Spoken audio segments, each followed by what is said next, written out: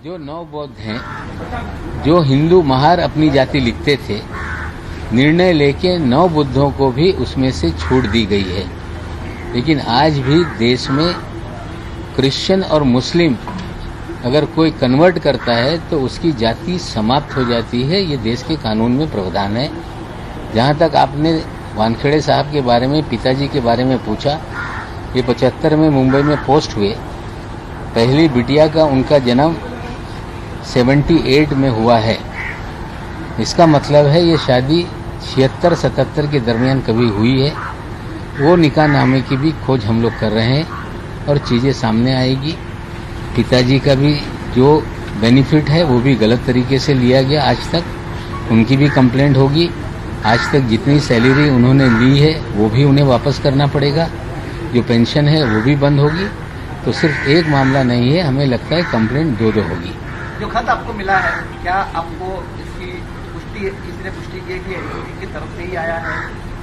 देखिए, ऐसा है कि जो चीज़ें लिखी गई उसमें कुछ घटनाक्रम ऐसी है कि शहर के बहुत सारे लोग 6 तारीख के बाद मुझे आकर मिल रहे हैं। जो अलग अलग चीज़ लोग आके बता रहे हैं, जिन लोगों का इस्तेमाल किया गया है। मैं आपको बता दूं कि जिस तरह से प्रभाकर साली ने कहा कि मुझसे 8 से 10 कागजों पे ब्लैंक सिग्नेचर किए गए। एक और गवाह इसी तरह का मेरे पास आया था, वो डरा हुआ था। उसने कहा कि 50 कागजों पे मुझसे ब्लैंक सिग्नेचर लिए गए। वो एक जिक्र कर रहा था जो नाइजीरियन को फंसाया गया, उसी की खबर पे नाइजीरियन वाला मामला बना था। उसने जो जानकारी दी वो इस खत में है, और कुछ लोगों ने जो जानकारी दी वो इस खत में है। इसलिए मुझे लग रहा है कि ये कहीं ना कहीं कोई अंदर का अधिकारी है जिसने ये जानकारी हमें मुहैया कराई। लेकिन इस खत को लेकर कई सारे सवाल भी उठ सकते हैं, क्योंकि आपने कहा इसके ऊपर किसी का नाम नहीं है, तो कैसे विश्वास किया जाए कि ये खत जो है वो सही है? इसकी जांच क्या, मतलब इसकी जांच कैसे है? देखिए, ऐसा है, जब विजिलेंस ने जांच शुरू कर दी है, अगर कोई अधिकारी उसी संगठन का है तो कभी खुल के अपना नाम नहीं लिखेगा। हम ये नहीं कह रहे कि आप दंडित कर दो, लेकिन हम ये चाह रहे हैं कि जब सारी खबरें जो अंदर का अधिकारी दे रहा है या जो अलग अलग लोग ये सारी चीज़ें मुझे आकर बता रहे हैं, तो मुझे लग रहा है इसमें तथ्य है। विजिलेंस की जांच चल रही है।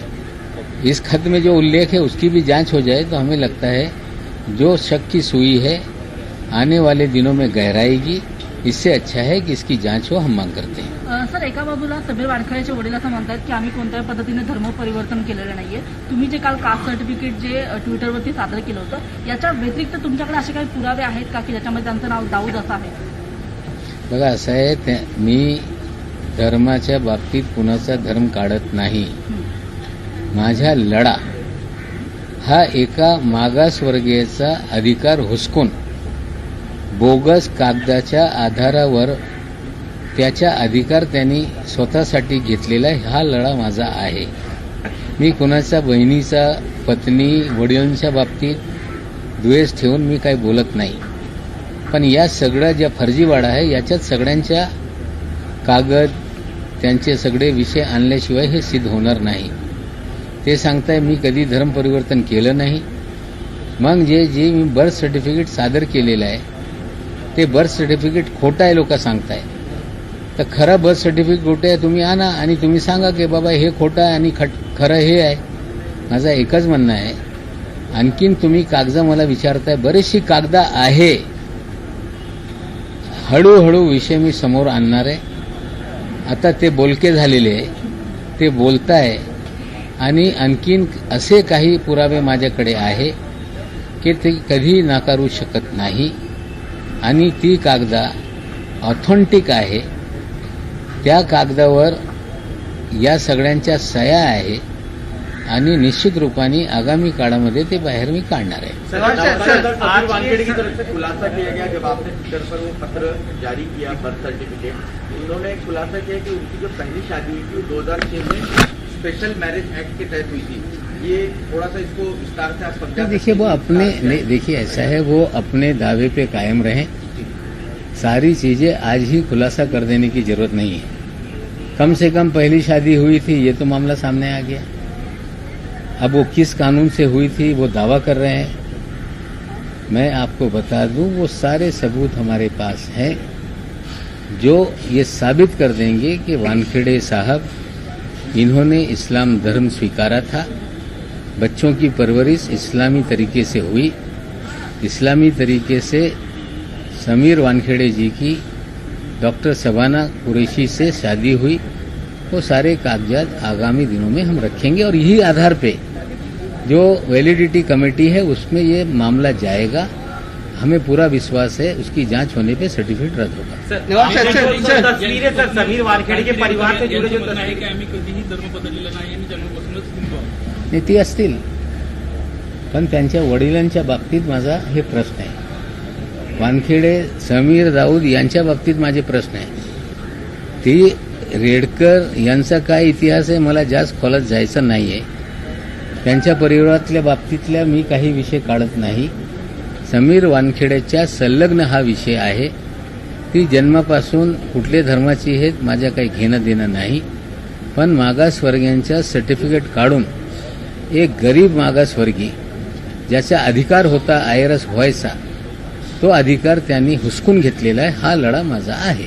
सामना के जरिए आपको सलाह दी गई है कि आप किसी भी आपका अधिकार है किसी को आप ये करें क्रिटिसाइज करें, लेकिन उनकी निजता का भी ख्याल रखें, संयम बरतते हुए क्रिटिसाइज करें। देखिए, मैंने निजता का हनन बिल्कुल नहीं किया है।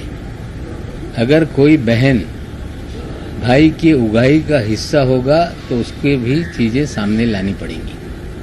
अगर कोई व्यक्ति धर्म परिवर्तन करके दोहरा लाभ लेगा, मागास वर्गीयों का अधिकार छीनेगा तो उसका भी उल्लेख करना पड़ेगा।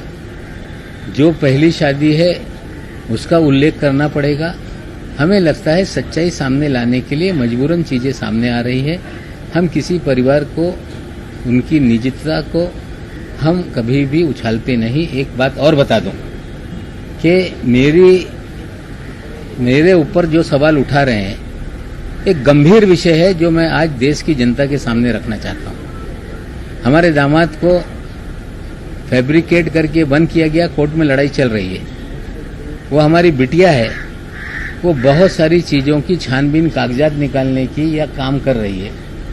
समीर वानखेड़े ने मुंबई पुलिस को पत्र लिखा है कि इनके सीडीआर हमें उपलब्ध कराए जाएं। क्या नीलोफर मलिक कोई क्रिमिनल है? किस आधार पे उसने मेरी बिटिया की निजी जीवन के जानकारी मांगी है?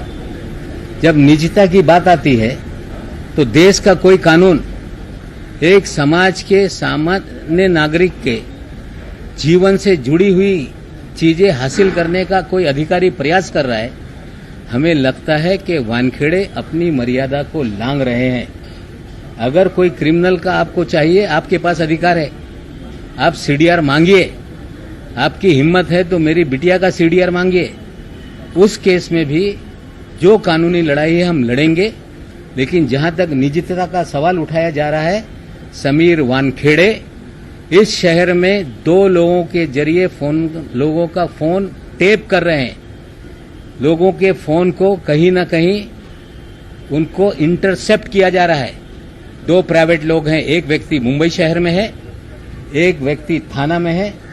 आज नहीं कल ये भी कि किस तरह से समीर वानखेड़े इस शहर में लोगों की इलीगल फोन टैपिंग कर रहा है, उसके भी पुरावे लोगों के सामने हम रखेंगे। समीर वानखेड़े ने से कोर्ट में आपको लगता है आपकी बेटी का और आपका फोन या आपके परिवार से जुड़े लोगों का फोन? देखिए, हमारी बिटिया का सीडीआर समीर वानखेड़े ने मुंबई पुलिस से मांगा। पुलिस ने कहा है कि उनके निजी जीवन की जानकारी हम नहीं दे सकते, लेकिन मेरी जानकारी है कि इस शहर में समीर वानखेड़े 2 प्राइवेट व्यक्ति के जरिए लोगों के फोन इंटरसेप्ट कर रहा है। जो 2 व्यक्ति हैं उनके नाम मेरे पास हैं, उनके एड्रेस मेरे पास हैं। अभी लड़ाई ये बहुत लंबी चलेगी। उन चीजों को भी आगामी दिनों में हम सामने रखेंगे।